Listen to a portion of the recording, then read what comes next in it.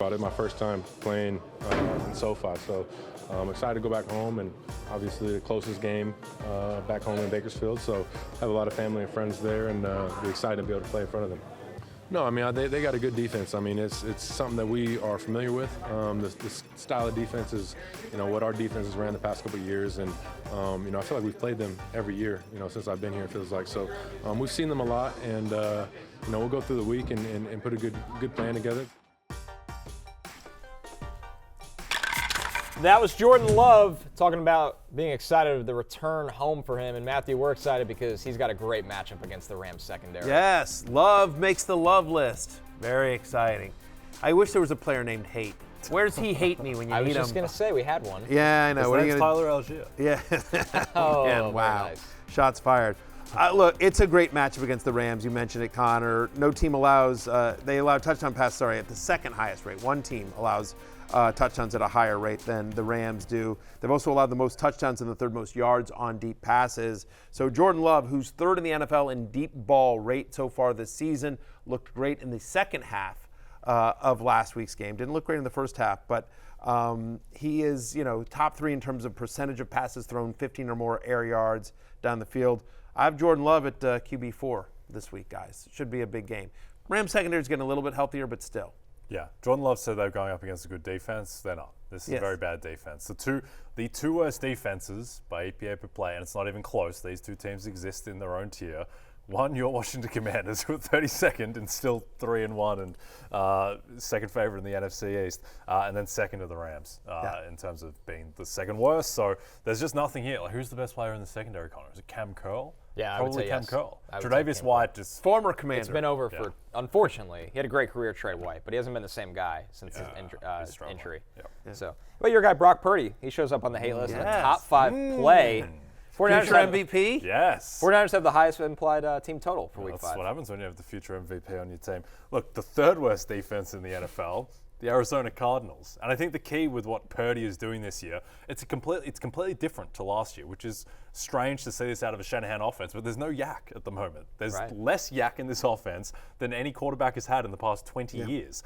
Purdy is throwing it deep, a ton. He's had touchdowns called back multiple times. So I just think that his stats, they're not revealing how good he has been to this point. And now he gets an extremely favorable matchup. The team is healthier than it was, say, a couple of weeks ago against the Rams. And this is what I expect is going to be the best offense in football. By the way, last year he crushed the Cardinals as well. 23.5 fantasy points per game is what he averaged in the 2 games against Arizona. Completed 78% of his passes. Those are almost Jaden Daniels' numbers. 525 yards and 5 touchdowns against 0 interceptions. Feels like this is the week where they all sort of, they've had Kittle back now. They've Debo back, right? Ayuk getting up to speed. Juwan Jennings is emerging.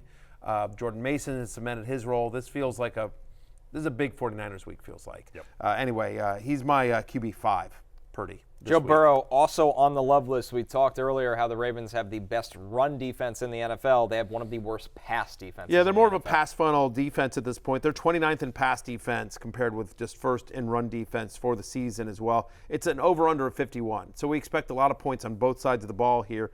3 of the 4 quarterbacks that have faced the Ravens so far this year have thrown for at least 275 yards. Now, of course, the one that didn't was Josh Allen, who I gave the over on his passing prop on Football Night in America. So it's nice. Again, the one guy that didn't do it. No one watches that show. No one saw me lose that bet. Got me cutting guillotine. Oh, yeah, I'm sure. Yeah. It was his worst start as an NFL starter, 7.5 fantasy points. To be fair, that's on Keon Coleman. Thank you, exactly. Catch that ball, Keon Coleman, and I think it's a different game, at least for fantasy and betting purposes. I think they still would have lost the game, but Joe Brady pressing the trick play button at the most random time ever. No rolling. Nobody's going to know what we do if we pitch the ball to Josh Allen. Awful. Anyway, Joe Burrow is my QB7. All right, some others receiving votes. Justin Fields on the love list this week, and Geno Smith, who is just throwing the hell out of the ball in Ryan Grubb's offense. Both these guys, Matthew, top 10 plays. For sure. You mentioned Geno Smith. No quarterback has more pass attempts than Geno. Their pass rate, they're first in the NFL in pass rate over expected so far this year. So we've talked about Giants having to travel west across the country. They're bottom 10 in both touchdown rate and passer rating against.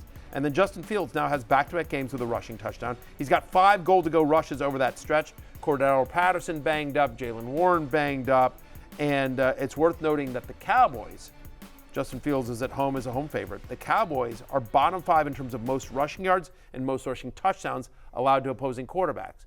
Really feels like the Steelers, and again, I give a lot of credit to Arthur Smith because I killed them all last year. So if you're gonna knock somebody, you got to give them credit where credit is due. And they have Arthur Smith and his staff have done a great job with Justin Fields. No longer 5-step drop and I'm gonna just chuck it, or I'm gonna, if my first read isn't there, I'm just running.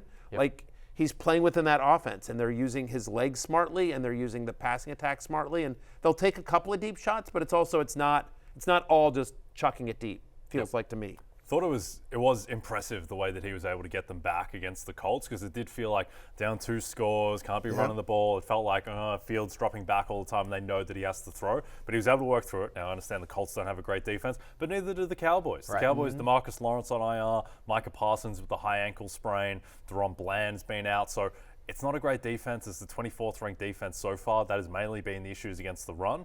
But Justin Fields, I think this isn't a scary Cowboys defense at the moment. Hey, it's Matthew Berry from NBCSports.com and RotorWorld.com, and I want to thank you so much for watching whatever it is you just watched, or if nothing else, being too lazy to click out of the autoplay after this video started, after whatever it is you actually wanted to watch finished. But now that you're here, I'd like to take a moment here to ask you respectfully now, okay? I'm asking you respectfully to subscribe to the NFL on NBC YouTube channel. You'll get the latest Roto-World fantasy news headlines, all sorts of great shows, including my own Fantasy Football Happy Hour. So go subscribe now. Again, I'm asking respectfully.